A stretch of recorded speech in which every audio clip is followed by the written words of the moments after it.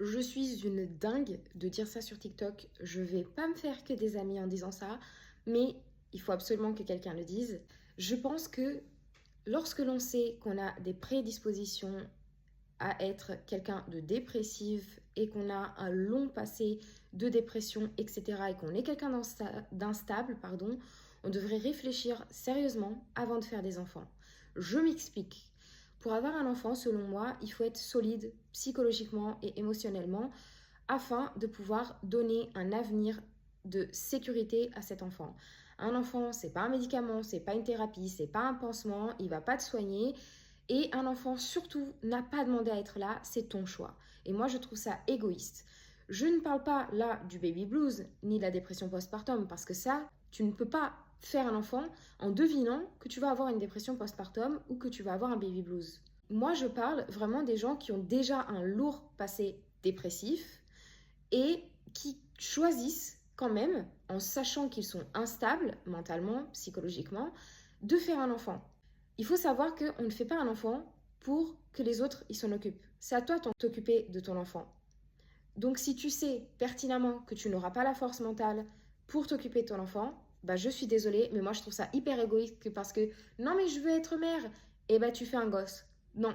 Je vais donner un exemple dans ma famille. Ma mère, elle a un passé de dépression chronique et elle a encore parfois des états dépressifs. Et ma mère, elle a eu 3 enfants. Elle a eu mon frère quand elle avait 17 ans et là, elle est au top de sa forme, pas de dépression, pas de problème. Elle l'a très bien élevé, toute seule, dans la galère à l'époque, avec pas beaucoup de moyens et ça s'est très bien passé. Mais en ce qui concerne moi, puis ma petite sœur, ça a été une autre histoire. Ma mère, elle avait un passé dépressif et les premières années de notre vie, elle n'a pas su s'occuper de nous et du coup, elle a dû compter sur les autres pour s'en occuper.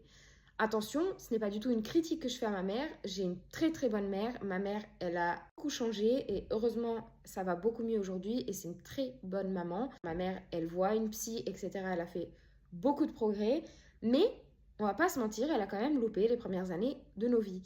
Et c'est pour ça que moi, je sais que ce n'est pas facile à entendre, mais c'est la réalité. Il faut s'avouer à soi-même.